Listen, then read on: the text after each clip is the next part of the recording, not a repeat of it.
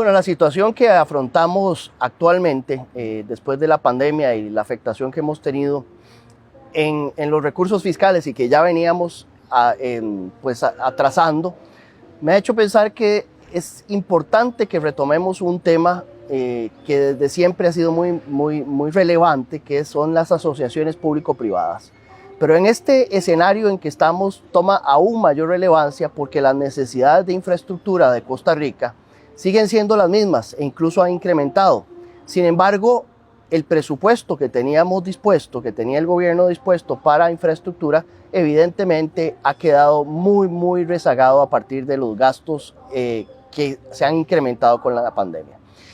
Y algunos datos puros y duros nos dicen la realidad de nuestro país. Nuestro país está ubicado, de acuerdo con el último índice de competitividad del World Economic Forum, en el número 63 en infraestructura.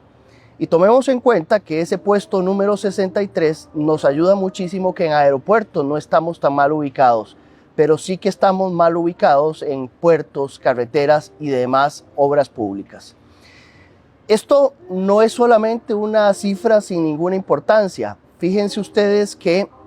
mientras que los países de la OCDE tienen costos logísticos de un 8%, países de América Latina que están ubicados más o menos dentro de esos puestos en infraestructura llegan a tener costos logísticos de hasta un 35%, es decir, una brecha de prácticamente un 25% entre países con buena infraestructura y países con mala infraestructura como nosotros. Esto también, de acuerdo con el Estado de la Nación, impacta en la vida de todos los costarricenses, porque se calcula que un 4% del PIB se gasta en presas, es decir, cada uno de nosotros costarricenses gastamos entre $2,000 y $3,000 nos cuesta estar en presas todos los días en las carreteras de nuestro país. Pero entonces, si ya de previo a la pandemia teníamos un exiguo presupuesto para gastar en infraestructura y no llegábamos ni siquiera a una cuarta parte de lo que el Plan Nacional de Transporte había previsto, pues ¿qué hacemos ahora? Que las necesidades siguen, el Estado se compromete a muchas cosas, pero la verdad es que no tenemos suficientes recursos. Bueno, y es ahí donde surgen las asociaciones público-privadas, como un binomio en donde el sector público y el sector privado se unen para el cumplimiento del interés público. Hay mucha confusión en cuanto a lo que son las asociaciones público-privadas y esto es porque tiene diferentes nombres. En algunos países les llaman PPPs, en otros países alianzas público-privadas. En Costa Rica se confunden estos dos términos, así es que es importante tener en cuenta qué es una asociación público-privada y que esto, de lo cual hoy hablamos como una gran novedad, ha existido en nuestro país desde mediados de los 90, porque sí, una concesión de obra pública con servicio público es una especie de APP que ha existido toda la vida y que en algún momento crucificamos mientras que bendecíamos a las asociaciones público-privadas.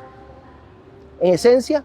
una asociación público-privada es un contrato entre un privado y la administración en el que el privado se hace cargo del financiamiento de la obra, es decir, le levanta esa carga al fisco porque el Estado no debe poner al menos la mayoría de los ingresos o de los costos que tiene la obra pública, y además el privado se encarga de diseñar, construir, operar y mantener la obra. Y esto es muy importante porque se alinean todos los intereses. Al concesionario o al gestor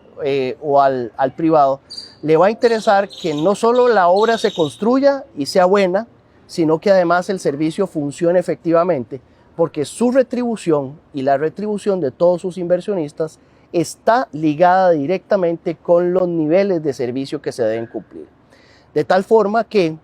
a diferencia de la forma convencional en la que en Costa Rica se ha contratado y se han hecho obras públicas, es decir, pidiendo préstamos a multilaterales, haciendo una licitación para conseguir un constructor que